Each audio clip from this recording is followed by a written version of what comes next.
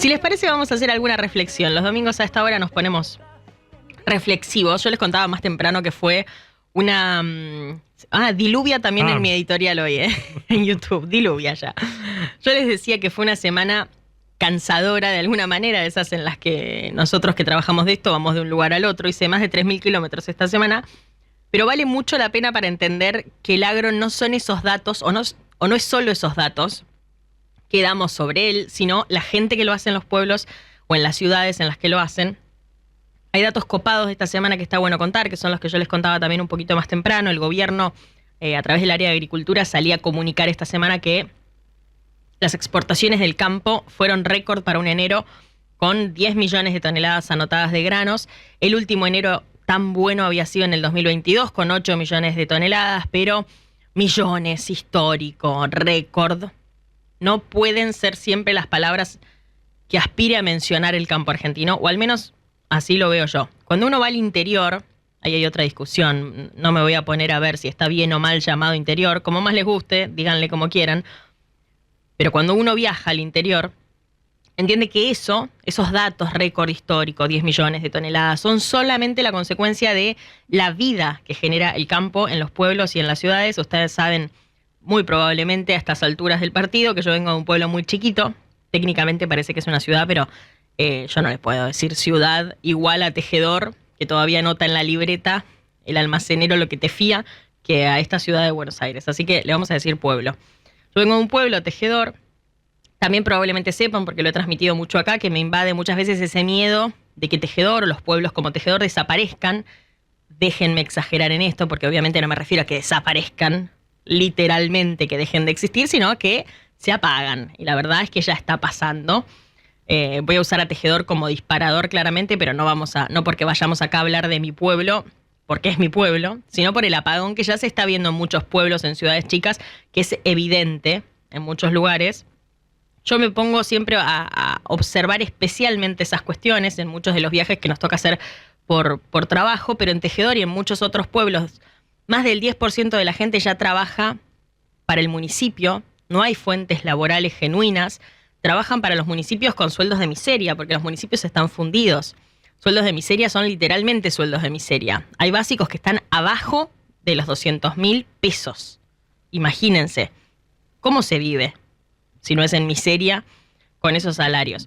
Los privados ahí no tienen un solo incentivo para emprender en algo que además de trabajo, salen granos de esos lugares a morir. Pero claro, entre la que morfa siempre el Estado y la realidad de que además nada de lo que sale de ahí vuelve en términos económicos, la gente no ve, por cerca que esté, campo. Ve camiones salir, ve lindos paisajes, si siembran un girasol, una buena foto entre los girasoles en Instagram, pero no ve campo. Los intendentes blanquean ya que los municipios están fundidos. Hay varios casos. No tienen más remedio, dicen, que pensar cómo sobrevivir un nuevo año presentando presupuestos en ordenanzas, presupuestos con subas de tasas que no se entiende a qué responden si uno transita los caminos y los caminos tienen agujeros a estas alturas ya, que en teoría hay que mejorarlos con esas tasas que los productores vienen pagando hace muchísimo tiempo.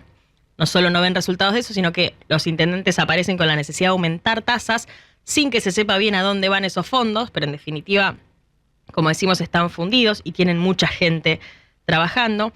Insisto con que viviendo ahí y de eso, porque esos pueblos tienen el grueso de su movimiento económico atado al agro, no saben, no ven lo que genera el campo, las consecuencias que eso genera muchísimo menos.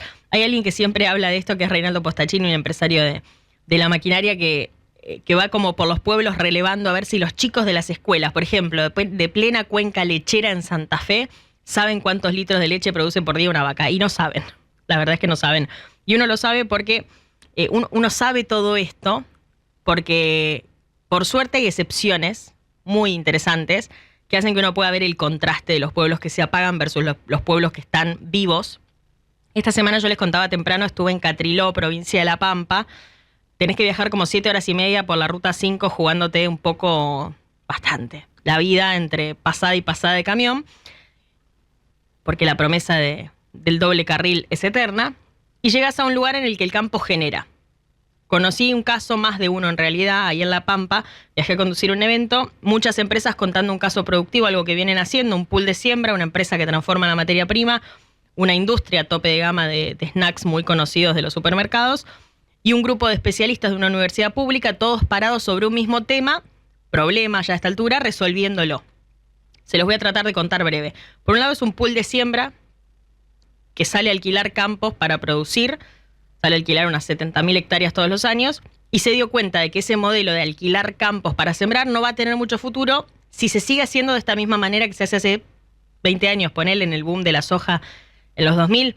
Básicamente se dieron cuenta cuando se meten con las cosechadoras en las últimas campañas que no importa ni con cuánta tecnología hayan sembrado, ni si eligieron la mejor semilla del mercado, con el mejor mejoramiento genético, valga la redundancia, si pusieron el fertilizante que había que poner, los suelos están degradados, por ende los cultivos siguen rindiendo lo mismo hace 15 años, a pesar de todo lo que invierte la industria y se desarrolla y que efectivamente funciona, pero funciona sobre un suelo que viva, y hay suelos que están muy degradados. Entonces, claro, en la Argentina, que ya no tiene esos anabólicos financieros que había instalado Massa, a los que algunos se acostumbraron bastante bien, los números están muy finitos para ese modelo de negocio como para seguir cosechando hace 15 años lo mismo. Necesita crecer y además aprovechar ese desarrollo del que yo les hablaba y no quedar estancados contra otros países que, como Brasil, y lo contamos muchas veces, mientras Argentina se destacó en la producción, Brasil creció 3 veces. Por ejemplo, en producción de soja. Esta gente, este pool, que se llama Pelayo, se venía dando cuenta de eso. Tiene oficinas ahí en General Pico y a 90 kilómetros en Catriló, poquito menos de 90 kilómetros, hay una industria, una agroindustria, que también, para que el número D, le compra la soja, el girasol, a productores que están ahí a 80 kilómetros a la redonda y la transforma en alimento para animales, esto que decía recién también Juan Martín Salas, aceite para consumo humano, mayonesa, o sea, alimentos, y hasta biodiesel. En plena Pampa, no cerquita de los puertos del Gran Rosario, que es donde estamos acostumbrados a que se produzca biodiesel, que después termina cortando en parte el gasoil que consumimos los argentinos y que compramos en las estaciones de servicio. Eso hace que ahí mismo, sin pagar fletes locos, como contábamos hace un rato el caso del Calafate, esos camiones que son los fletes, esos camiones que pasamos en la Ruta 5, sin todo eso, los productores ahí mismo, muy cerquita a la redonda, pueden vender la producción, se transforma en algo que, si no se produjera ahí, la Pampa tendría que importar, si querés, de otras provincias, también pagando fletes caros. Entonces, a ellos una industria a tope de gama de estos snacks que yo les digo, les compra el aceite de girasol para freír esos snacks que después compramos, y hace rato les empezó a decir que tienen que hacer cada vez las cosas mejor en términos de sustentabilidad, que los mercados lo demandan y que además lo tienen que certificar, ¿no? Tienen que dar pruebas de eso. Así que unieron esfuerzos, este pool de siembra, esta agroindustria que transforma la materia prima, y llamaron a capos de suelo también de La Pampa, de la Universidad Nacional de La Pampa, de la Facultad de Agronomía, que tienen una certificadora que se llama Axus. O sea, todo eso es un famoso círculo virtuoso, si queremos. Sobre todo, me contaban que el origen de esa industria, de esa agroindustria que transforma la materia prima local, es justamente un grupo de 11 productores agropecuarios que hace 50 años estaban ahí todos haciendo la suya, pero se empezaron a juntar, ¿viste? Cuando te juntás en la estación de servicio del pueblo a tomar un cafecito y decís, che, hay un problema acá. Se van los pibes a estudiar, estudian contabilidad, derecho, agronomía, veterinaria, y después se tienen que ir a otro lado, se desarrollan profesionalmente en otro lado, y acá quedamos estancados porque los profesionales no vuelven, por ende tampoco se renuevan las generaciones. Entonces dijeron, vamos a montar una empresa, y hoy en un pueblo de 8.000 habitantes, 280 trabajan para una industria de este tipo. Importantísimo, importantísimo, y es lo que sueño para Tejedor y para muchos de esos pueblos, que sé que han intentado muchos privados poner industrias en esos pueblos, asociadas al campo, que es lo que tienen de producción y de materia prima cerca, pero se encontraron con todos los obstáculos para poner una industria eficiente, porque pensemos que hemos avalado y hemos pagado todos los argentinos rescates, subsidios de industrias súper ineficientes. Bueno, ahí la industria podría ser eficiente, pero claro, a nadie le interesa ceder nada para que eso se instale. Entonces ahí está el lugar en el que probablemente muchos no lo entiendan, pero genera entusiasmo, por ejemplo, el proyecto de inocencia fiscal, que también se terminó de confirmar esta semana. Digo, si alguien pudiese poner el canuto que ahorró todos estos años, cuando eras un delincuente por ahorrar en dólares, porque el tope era de $200, no importa si seas un jubilado, un empresario o lo que sea. Si alguien pudiese poner ese canuto en montar una agroindustria en un pueblo del interior, buenísimo. Ahora está discutido, decíamos, el concepto de boom de la ganadería. Vamos a ver si es así o no. En un rato vamos a charlar con alguien que cree que no es así. Pero es cierto sí que todos los sectores de la producción son los que están moviendo, o sea, de todos los sectores de la producción, los ganaderos son los que están moviendo ahora mismo algo de dinero, alguna inversión. De hecho, en esos miles de kilómetros que yo hacía esta semana, me iba a Córdoba también, a un cativo.